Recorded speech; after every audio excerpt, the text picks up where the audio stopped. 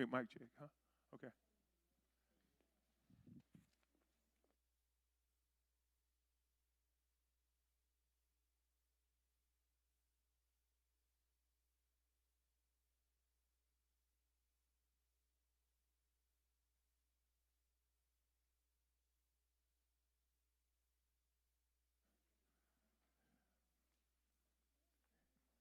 Good evening. Let me say it one more time. Good evening. So good to see all of you here today, and we welcome all those who are watching us again, those who are watching us virtually, those on Facebook and YouTube. Good evening and welcome once again to Wednesday night Bible study right here at Beulah Missionary Baptist Church, which is our mid-week service. For a lot of people, this is their mid-week services, and we always give people an opportunity to give if you want to before you leave. A lot of people won't be able to make it Sunday, so this is their services for the week. Chris, we'll make sure we have a box out back in the hall for those who want to give. Oh, y'all wanted me to say that, didn't you? Now, I ain't talking about out back. Those who want to give financially can give. Especially a lot of people won't be here on Sunday. They like to pay their tithes and offering tonight, and we always give you an opportunity to do that. So we'll have the box on the outside of the door. Chris will be there, one of the deacons, in order for you to give. Again, thank you so much for being here tonight. Tonight is our last Bible study class for this year. Next week, as you know, we'll have the Christmas extravaganza. And then the week after that is Christmas, and then the week after that is New Year. And what we do typically, we don't have Bible study during the week of a major holiday because we know people are traveling or people be in town with their family and with their friends. So officially, now we'll still be here each Sunday, and we'll still be here next Wednesday, but officially we won't be here doing Bible study. Hopefully, in January, I'm not sure what time in January, we'll be moving from here back to the Family Life Center. We're doing that mainly because so many people take notes for Bible study, and it's hard to take notes in the pews. And when we go to the Family Life Center, we have the tables and plenty of room over there. And as you know, we usually do the Bible study in the West Wing anyway.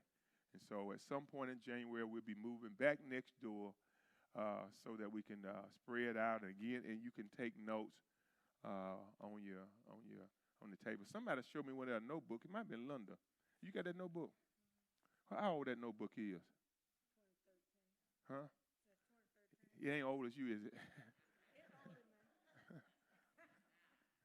It's older, man. Linda showed me this notebook right here when I first became pastor. I think in 2013, actually. I passed out notebooks. Now, you ain't filled this notebook up yet.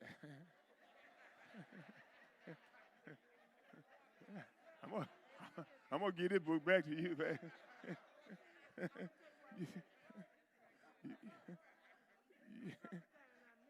Now, you missed more than a couple of times.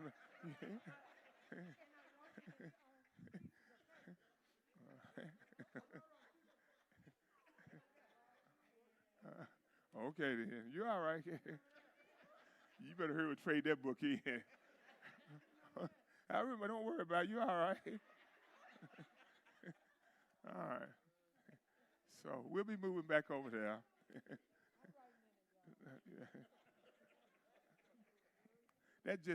The light bulb just came off.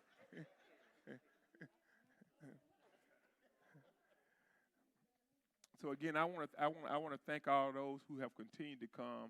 Again, come out every Wednesday night. Some of you have not missed a Wednesday night. A lot of those who are watching us online have not missed not one Wednesday night watching us. And again, I want to thank all of you, all of our many viewers who watch us every week. Thank you so very much. I mentioned about next Wednesday we'll have our Christmas gala extravaganza. We used to do it right before the pandemic. It'll be at the same time at 6 o'clock. I mentioned Sunday now. If you want to take pictures are from 5 to 6. Pictures are from 5 to 6, 5 p.m. to 6 p.m. You can take pictures.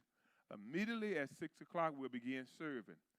You get in line, they're going to have the food ready for you. You can get your plate and go to your table. It's all free, not charging anybody anything, nothing.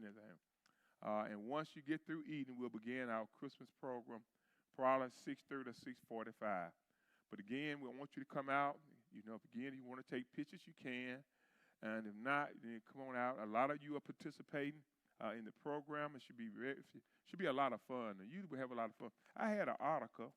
I think I left it in my other coat. I had an article I had Xerox off today and was talking about the pandemic and different things and people and how one of the things you want to do with people in small groups or groups where you can separate, how people need to be able to relax a little bit and take their minds off of some things. We've had an interesting and challenging year, no question, for all of us. And it's good when you can sometimes just laugh some. And again, I want to encourage people to do that. And again, we try to do that, as most of y'all know, at our Christmas program. It's fun.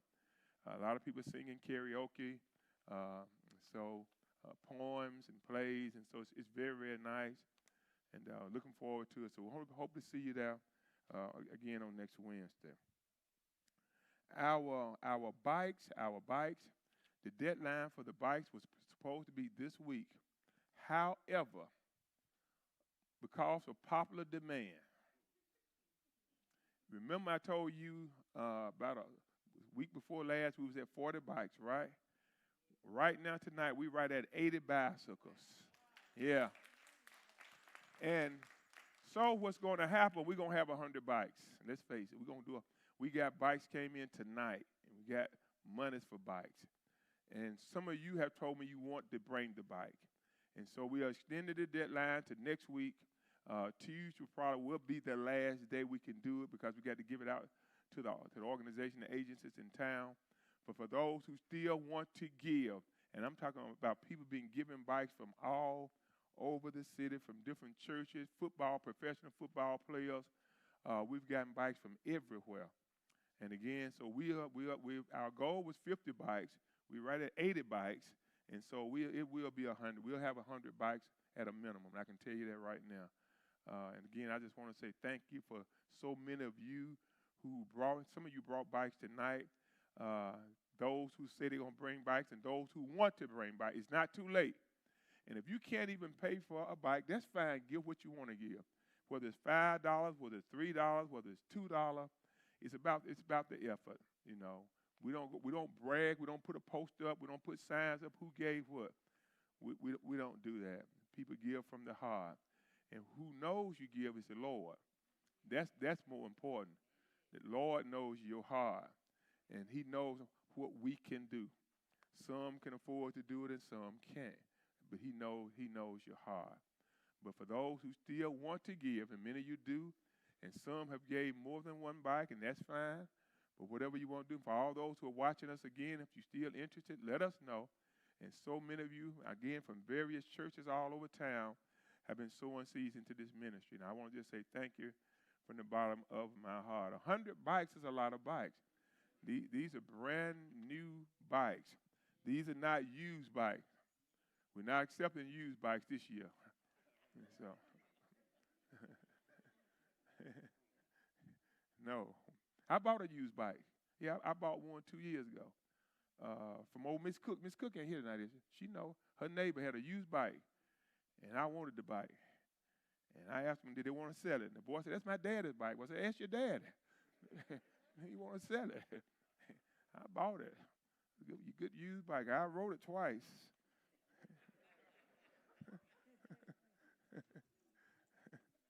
So thank you for all of those who brought our bicycles. And again, I appreciate it so very much. This coming Sunday, we'll have a business meeting for the members quickly right after church, after our 8 o'clock service, and then right after our 10 o'clock service. It's only going to last about 5 or 10 minutes. We're going to make sure we approve all the officers for 2022. And we have a deacon, someone we're recommending for our deacon. And so, again, it won't last long, probably about 10 minutes. That'll be after the 8 o'clock service and after the 10 o'clock service this coming Sunday. If you're in need of a booster shot, you can give your name to Chris or Flora. Flora's here tonight. If you need a booster shot, or if you just want a regular shot of the vaccine, we still can make it available for you. And we still give them out every day.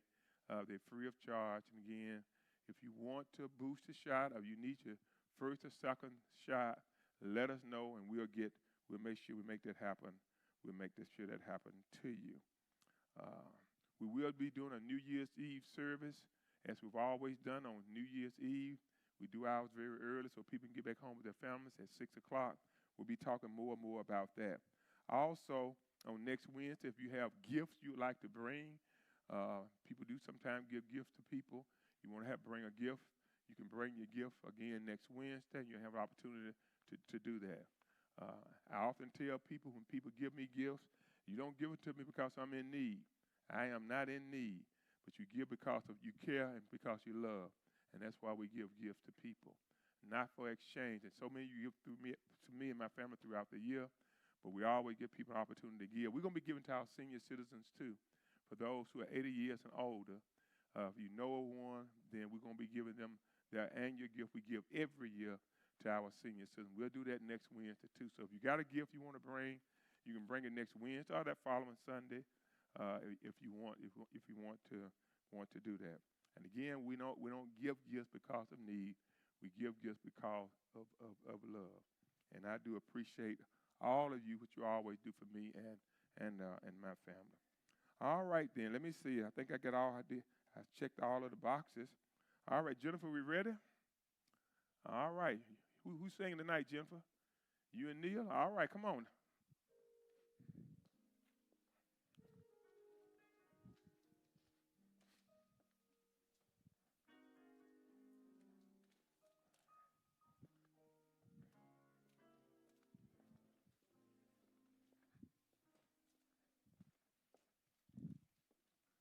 Don't worry about Sheila. Good evening, good evening. We're going to do an old seasonal favorite. And if you know it, please feel free to join in.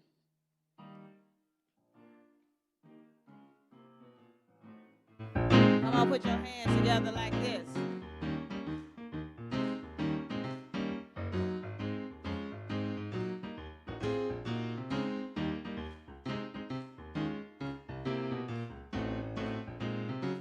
Oh, his name is Jesus, Jesus. Oh, what a wonderful child. Jesus, Jesus, so lowly, meek and mild. New life, new hope to all he brings. Listen to the angels sing. Glory, glory, glory to the newborn. Oh, his name is Jesus, Jesus. Oh, what wonderful child. Jesus, Jesus, so lowly,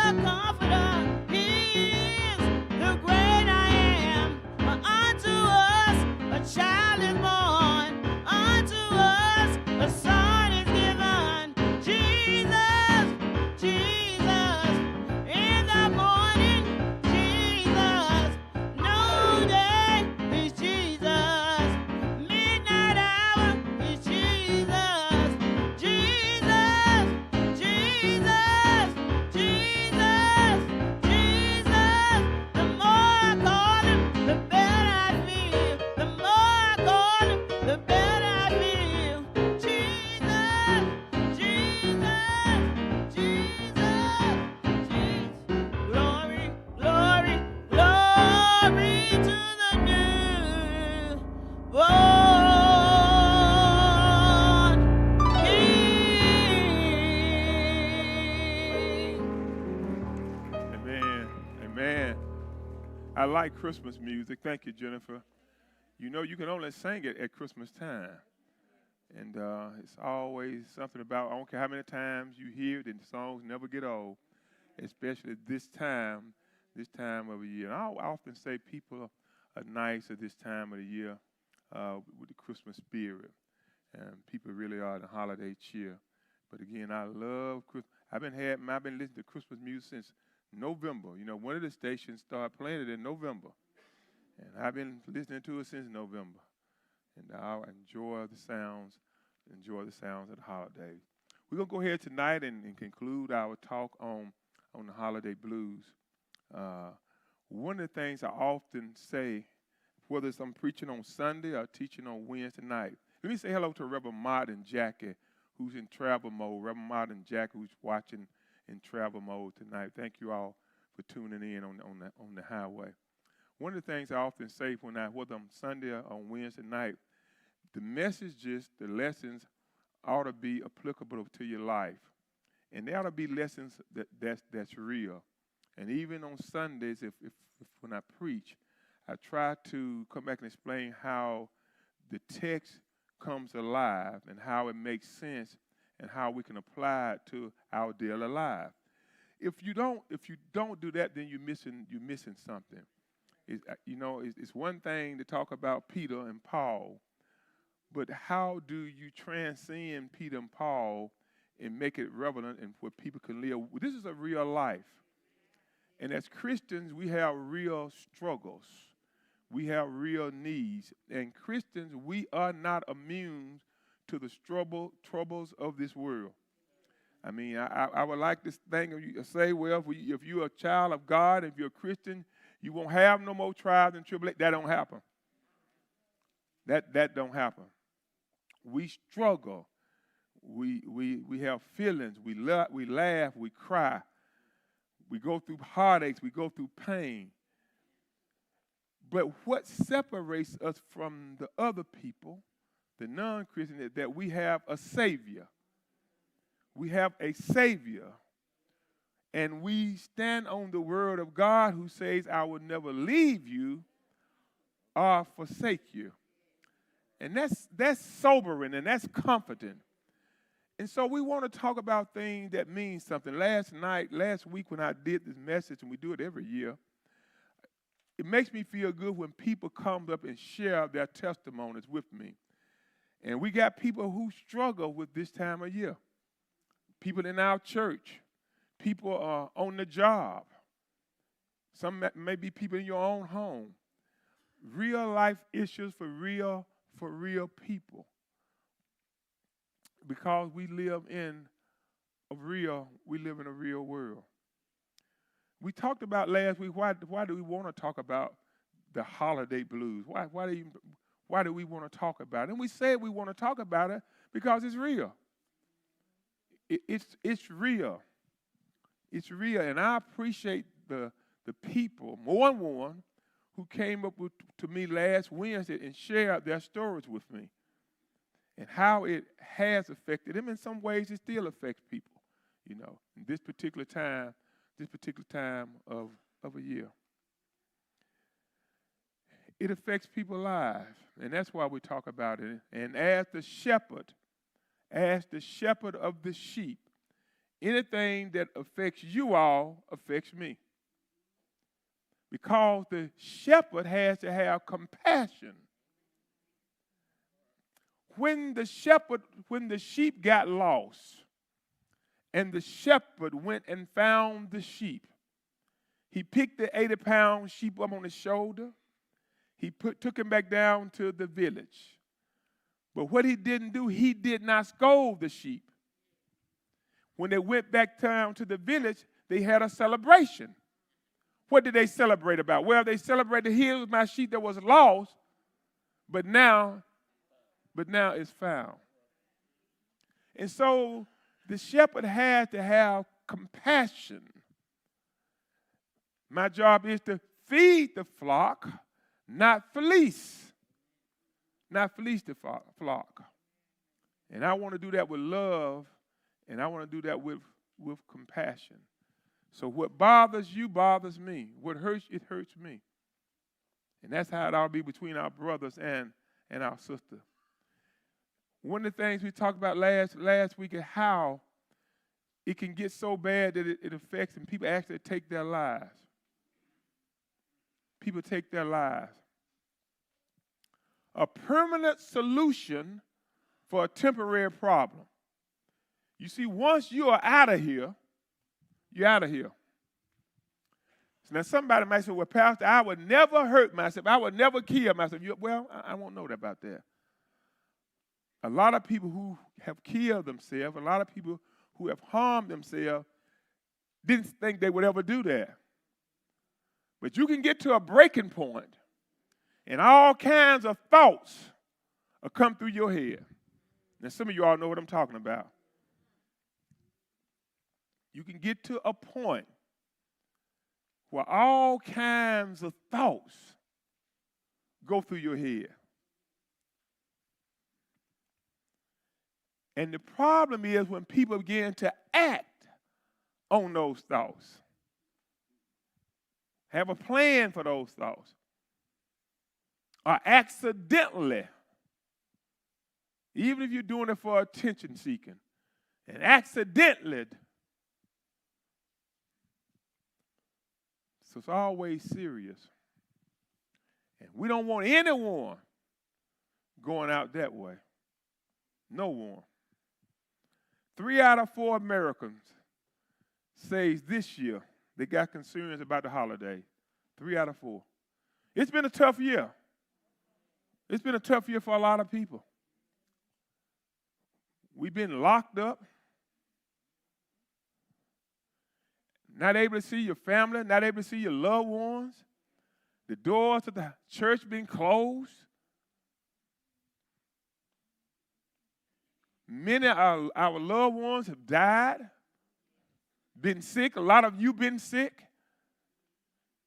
laid off work, jobs closing.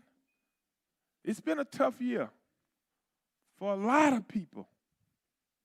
A lot of people. So the survey said 3 out of 4 Americans, they're concerned.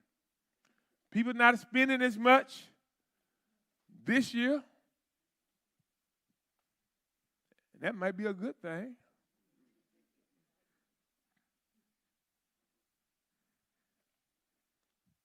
It's a concern.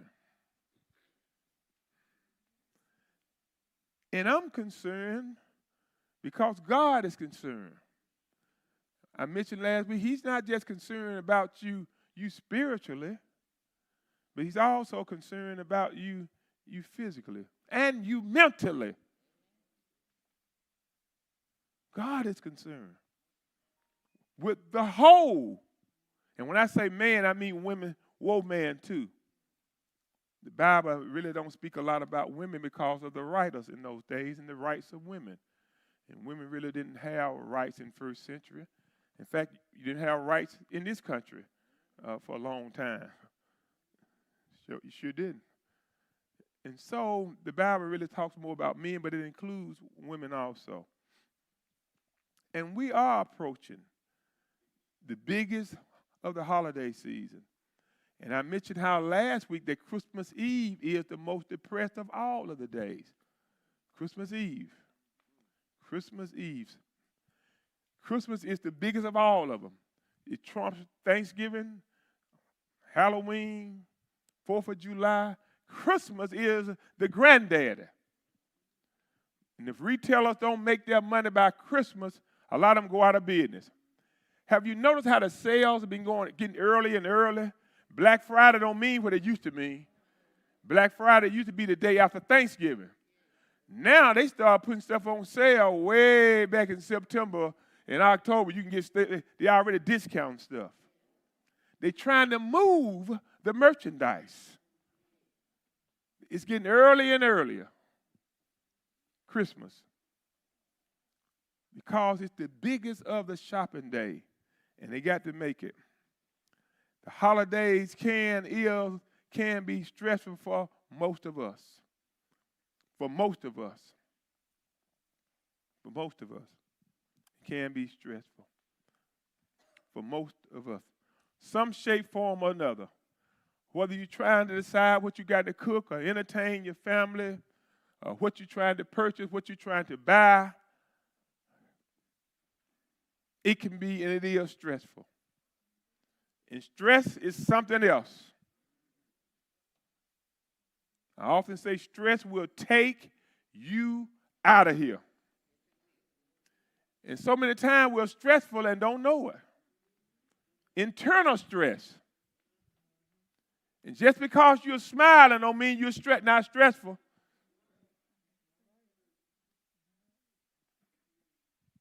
Stress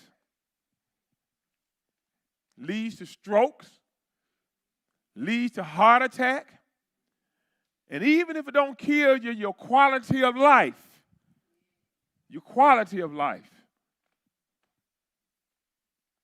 stress, this time of year, November through December, those are the months. November through December. And there are people, although it affects all of us, there are some people who are more vulnerable. There are some people who are more vulnerable than others. There used to be a song, there's a thin line between love and what? Y'all know that, don't you? You know about that? It's a thin line, Scofield. Scofield know that. It's a thin line between love, but there's also a thin line between sanity and insanity. I've been in mental health all my life. All my life. We had a patient came through the other day, a mental health patient, and somebody said, "That's a mental health patient." Let me tell you something. The staff, I'm not going to talk about the staff. San Antonio, you know what I'm talking about. The staff sometimes is worse. Don't we talk, Jack, what, huh? Most folks who work know what I'm talking about. It ain't the patients. Don't ask me how I know. It's staff. So it's a thin line between sanity and insanity of things that affect our mental health. And all of us have had some kind of mental health issue. I mean, we do. And some are more vulnerable, some are more fragile than others. Some of us are more fragile, and some of us are more vulnerable than others. And we have to know what's our triggers. We got to know what pushes us in the wrong direction, what can push us over the edge. And what may push you over the edge may not push Sheila over the edge. Know your triggers. Know what stresses you out.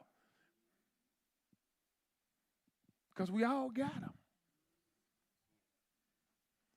People who suffer from underlying mental health issues should pay particular issues, particular attention this time of year. If you already know that you have some mental health issues, then you may want to be paying a particular attention. Because sometimes it don't take as much. If you're already going through some things, and you need to know that. You need to know that. You know more about yourself than anybody. Folks, you say that's a walking time bomb. Y'all heard that term.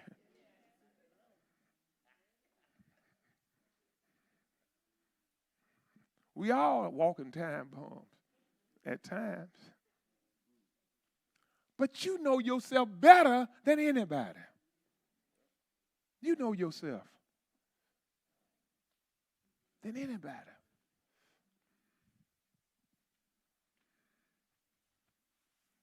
Yep. And when you come down to the stress, it ain't one size. It ain't no one size to fit all. It ain't one size to fit all.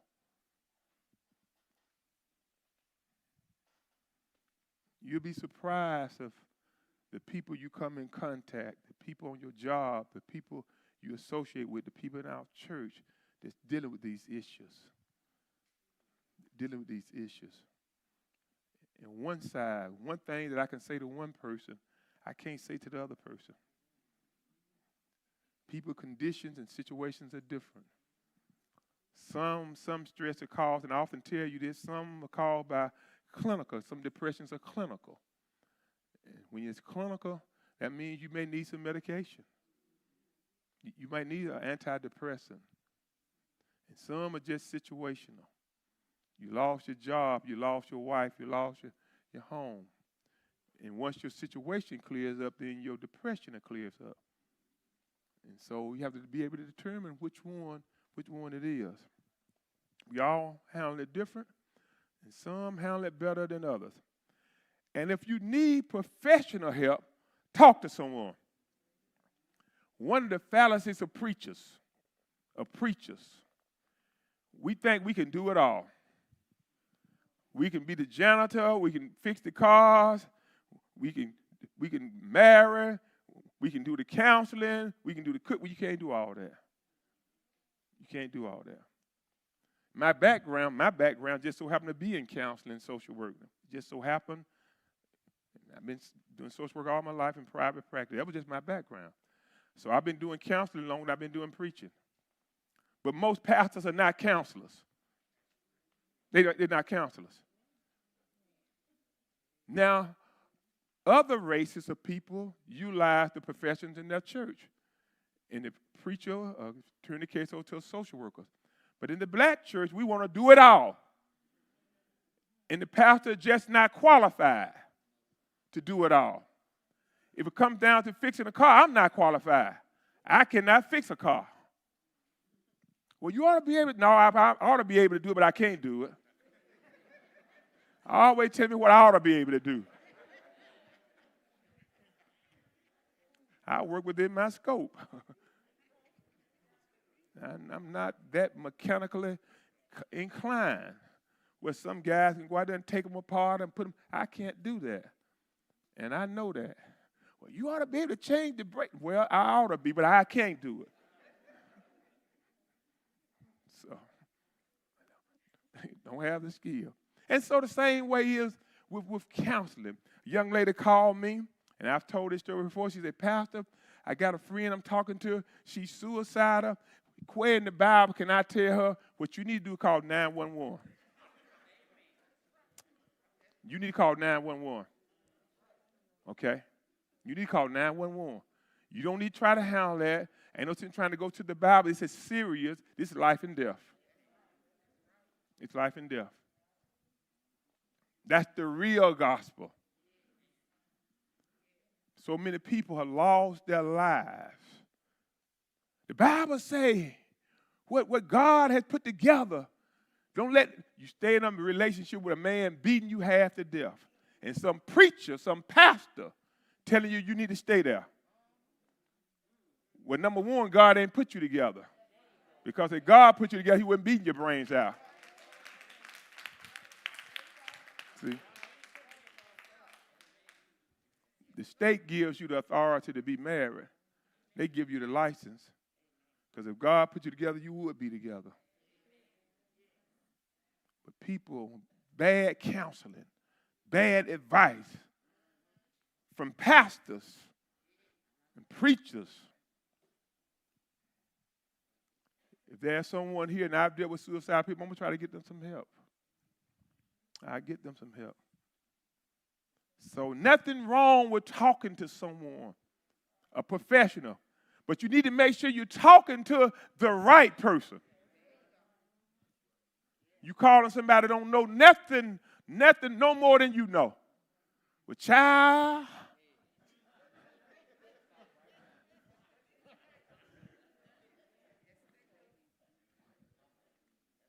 you dealing with people's life. You're dealing with people's life. With life.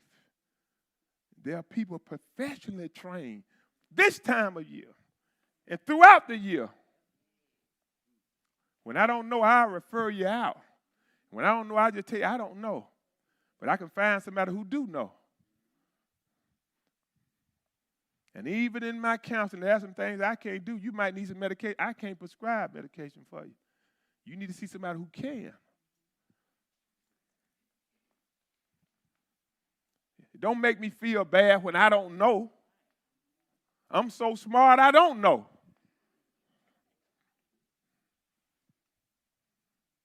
So be careful. So when you need to talk to someone, make sure you talk to the right person. And it might not be your husband. It might not be your wife. It might not be your significant others. Professional help. The most common of these symptoms of the holidays, of what we call the holiday blues, is going to be something called depression. Depression. And I'm going to talk about some of the signs of holiday depression. Some of the signs of holiday depression.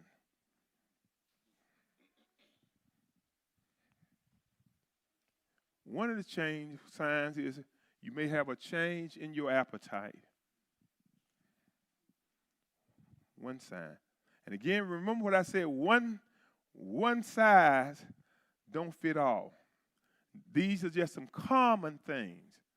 Common things are signs of depression.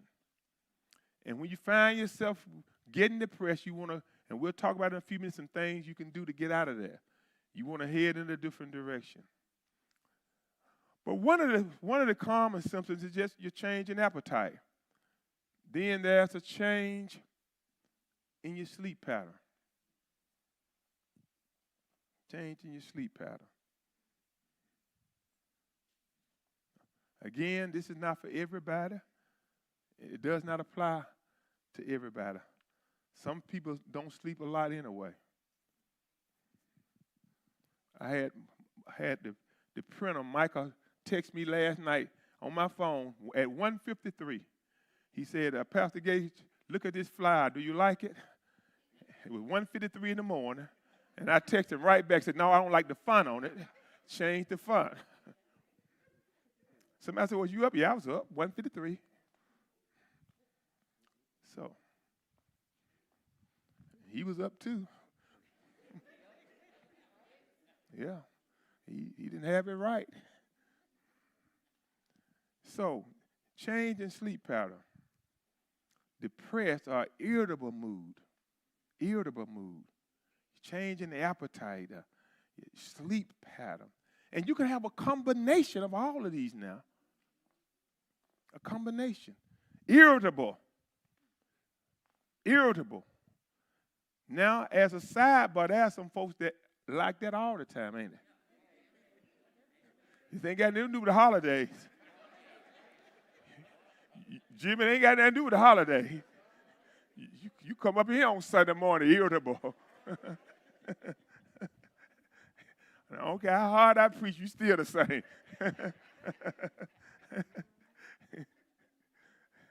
Boy, I get a good view on Sunday morning. Oh, I can see it all. I see it all. Sunday morning, how y'all be looking? And as I often said, it ain't me. Some of you come in here asleep. I hadn't even got up and started preaching yet. So I'm not going to let you put it on me. Y'all already asleep.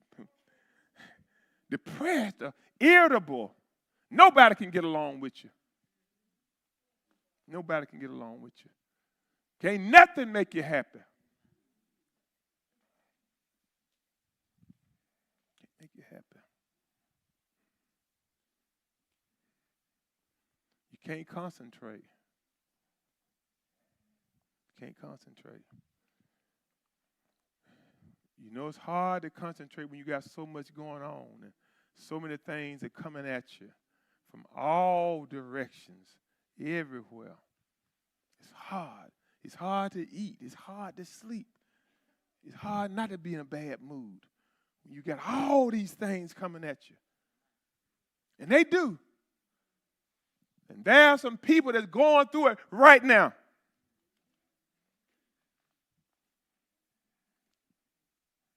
Right now.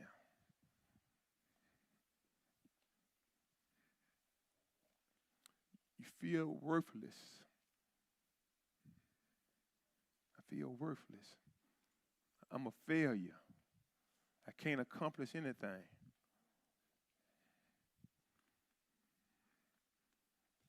People who got families, and I'm better dead off than alive. I'm a disappointment. It's real. It's real what people go through.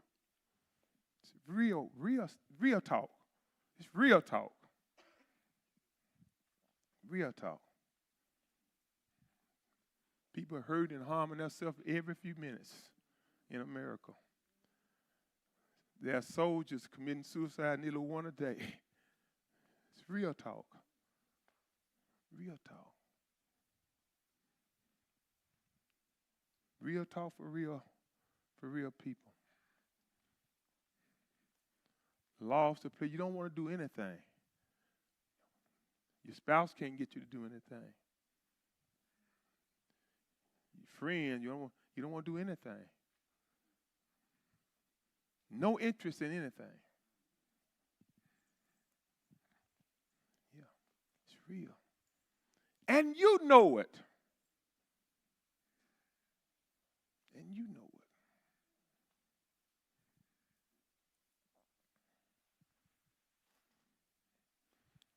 But you can't stay like this. You can't stay in this situation. You can't. Because what happens at times, it goes from bad to worse. If you let it. It's a slippery slope. You see more people now homicidal. Not only do they kill other folks, they kill themselves. They're taking out families and love taking everybody out. That's the world we live. It's a slippery slope. And sometimes we know people are going through things. If they're a friend of yours, you ought to talk to them. Ask them, is anything wrong? Anything I can do for you? Help them.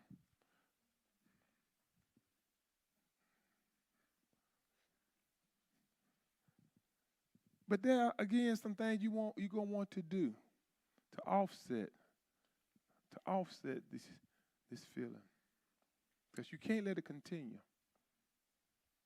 First, don't hurt yourself. Don't do that. Don't do that. That's easy. That's easy to do. Don't do that. Do not do that. Somebody says, well, that may be the last thing. No, that's not the last thing you do, because it will be the last thing you do. Some of you might not count that, but you'll catch it on your way home. Sheila. But, Pastor, that ought to be the last thing. No, it's not. I'm saying don't do it, period. Do not do it. leave it alone. Get those thoughts out of your head. The devil comes but to kill, steal, and destroy.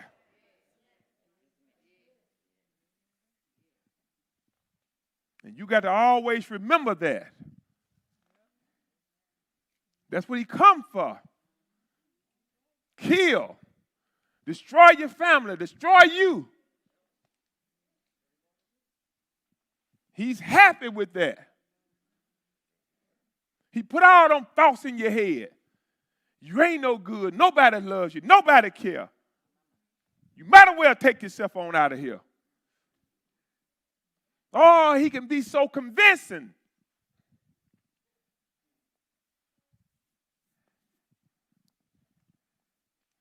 Leave it alone. Think about what you're dealing with. And if you have to repeat the scripture over and over, repeat it over and over. He comes but to steal, kill, and destroy. But I serve a God who comes that I may have life, and not just on any kind of life, but I can have it more abundantly.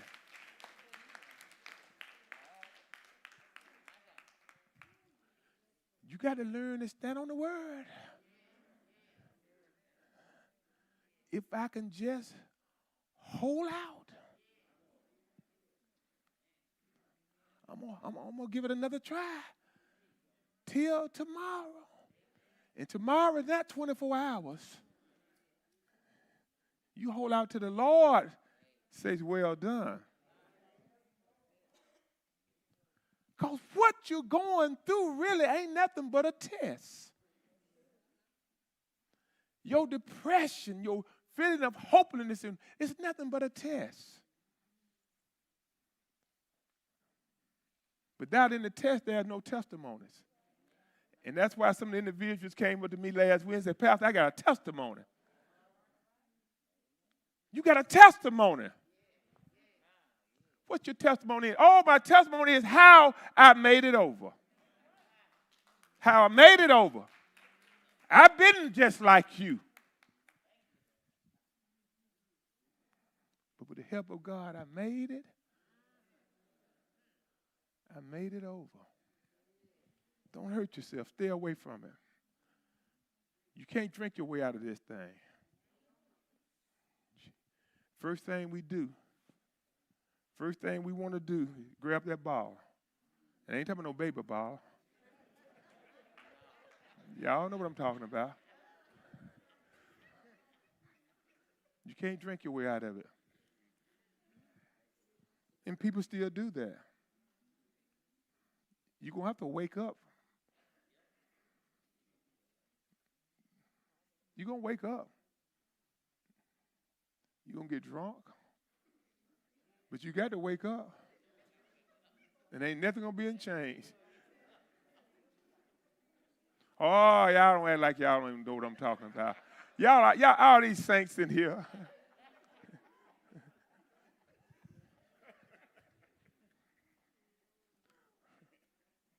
I'm talking about drink. I'm not talking about the ones y'all drinking sociably, because I know y'all do that. I'm talking about for depression. Don't confuse the two, because some of you going home and probably drinking tonight. I ain't talking about you.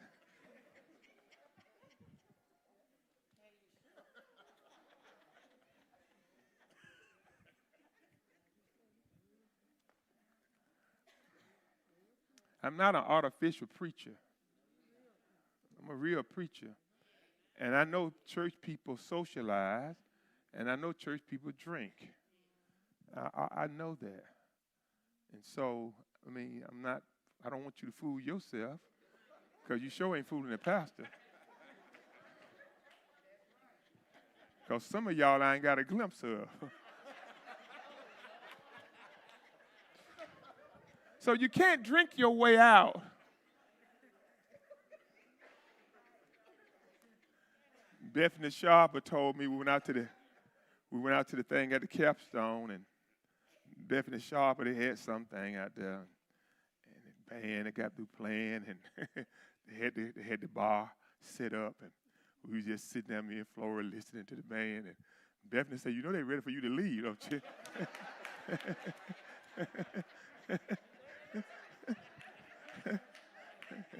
Yeah. And then I actually wanted to go after a while, but Flora, well, I don't want to go. I want to stay here the band. I said, baby, they want us to go, you know. Yeah, I want the pastor.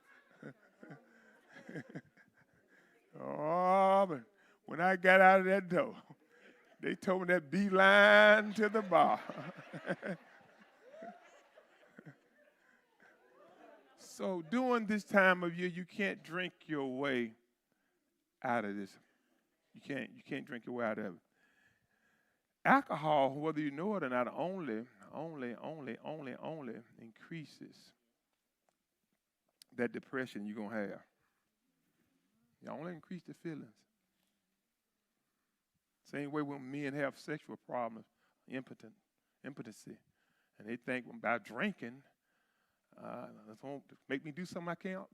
It don't work like that. Alcohol actually works opposite of that.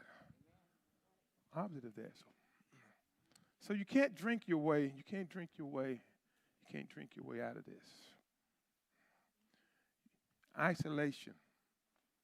Don't do that. Do the opposite. Everything I've been going over the last 3 or 4 things, you need to do the opposite. Don't drink.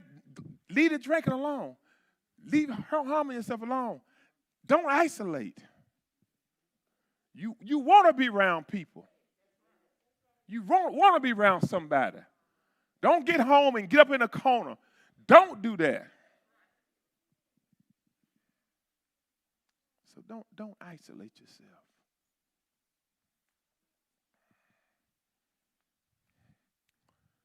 Stop pressing yourself to do what you know you can't do.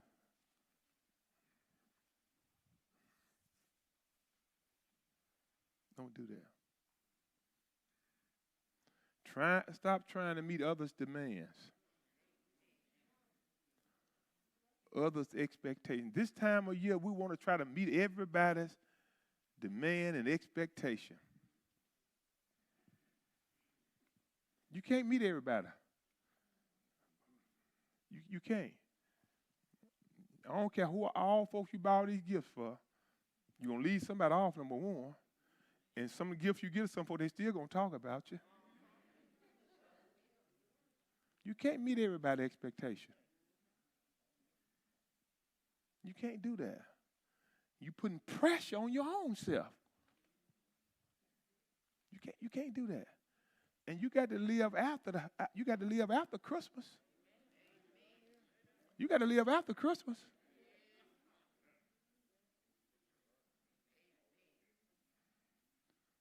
Some people right now, Carol, are still paying and they dead it up from last Christmas. And I'm not saying, don't buy nobody nothing. I'm not saying don't use a charge card. I'm not saying that. That's unrealistic. That's unrealistic. But you have to do it in moderation. You can't try to meet everybody's expectation. You can't do that. You got to work within your own means, your own resources. And if they're not your friend, the only way they can be your friend about what you give them, they ain't your friend no way. I've told this story for 1,000 years. Flora's right next door. She'll tell you. She's right next door.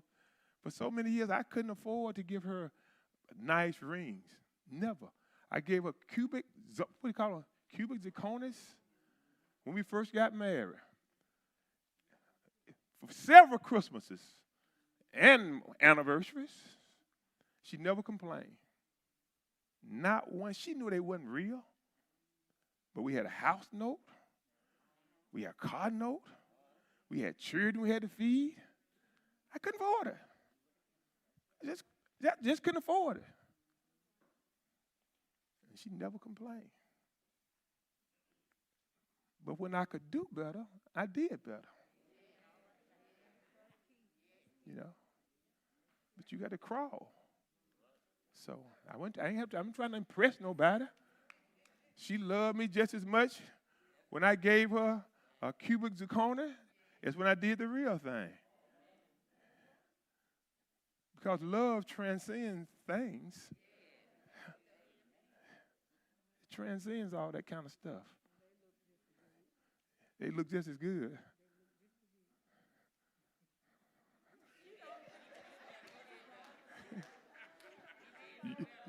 You the same one that got my book filled up at you. I know. I know. Leonard's a good friend of mine. The fact is that most people don't give gifts at Christmas time. They exchange gifts. People ain't giving you no gift. They're exchanging gifts. Yeah, that's what they're doing.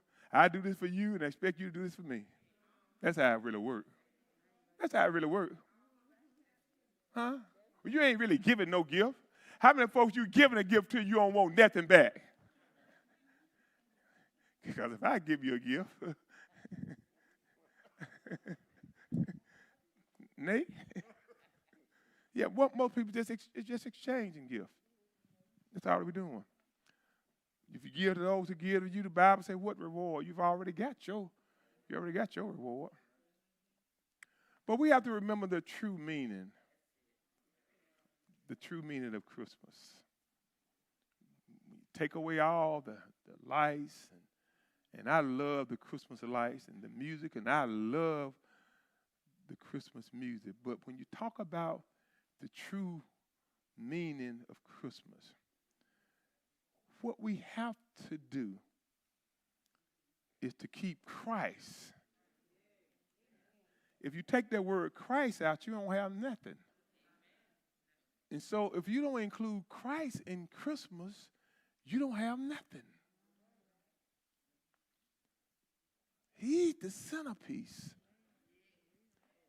Christmas is about Christ.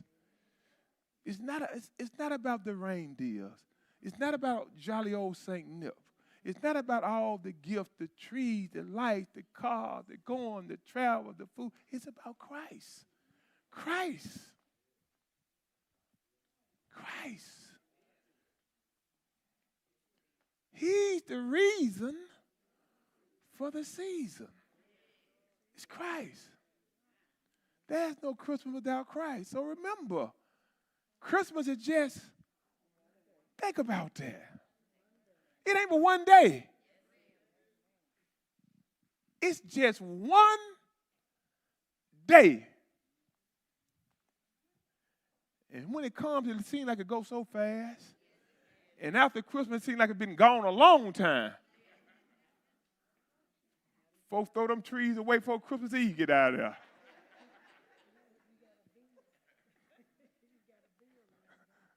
Unless it's somebody doing a Hanukkah. Y'all don't do no Hanukkah, do you?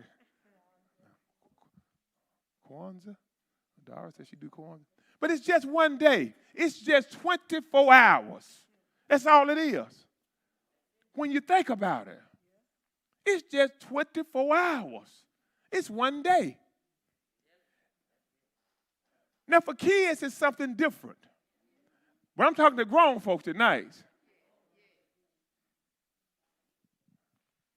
It's just 24 hours. It's no longer than any other day. Christmas is no longer than the day have been. No longer. One day, 24 hours.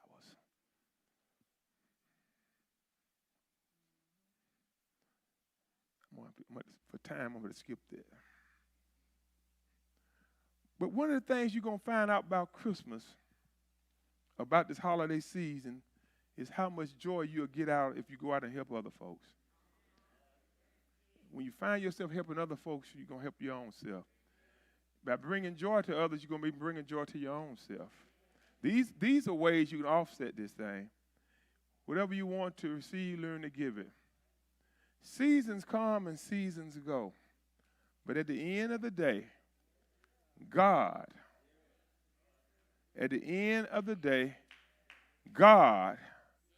remains the same. And when Christ is the center of your life, and when Christ is the center of Christmas, you are guaranteed. When Christ is the center of your life, and Christ is the centerpiece of Christmas, then you are guaranteed peace on earth and goodwill toward all men. God bless you tonight. Thank you so much.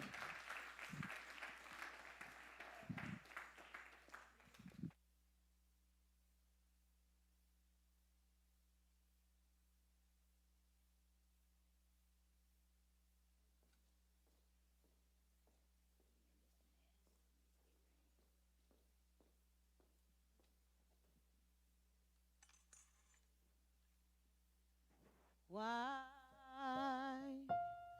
do I feel discouraged?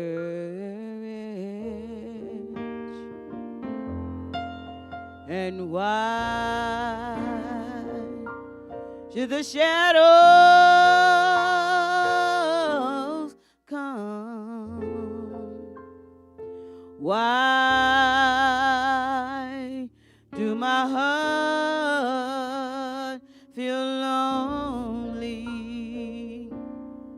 and long for heaven and home? When Jesus is my portion, a constant friend is he. His eye is on the sparrow,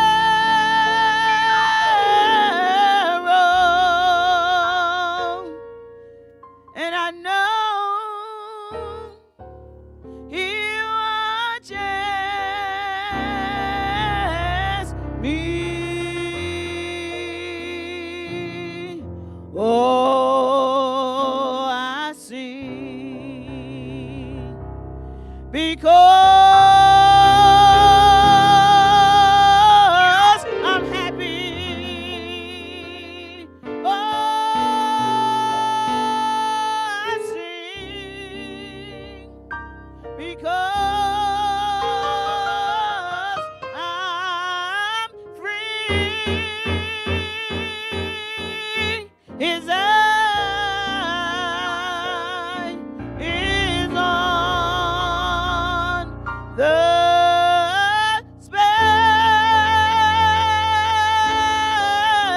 sparrow, and I know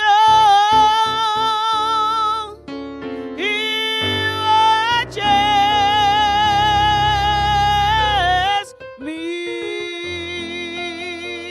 Oh, I sing because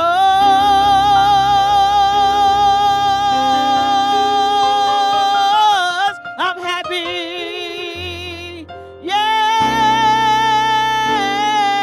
I sing because I'm free.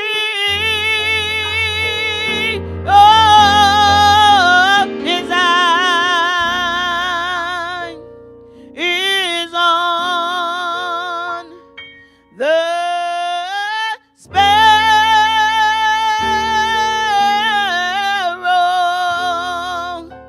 for I know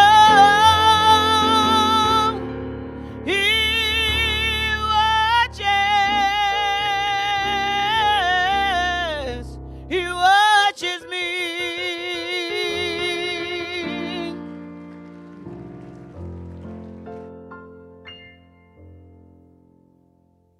Amen.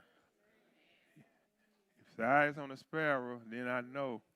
One of the things I want to say for some those who are watching tonight and those who may be even present in here, for those who may be feeling somewhat depressed and going through some things tonight, over the next few days, I'm going to tell you something that my mama used to say, that this too shall pass.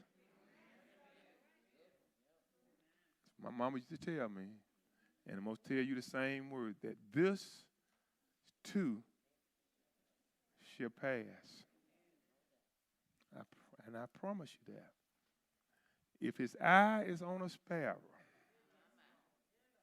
if his eye is on a sparrow, then you know good and well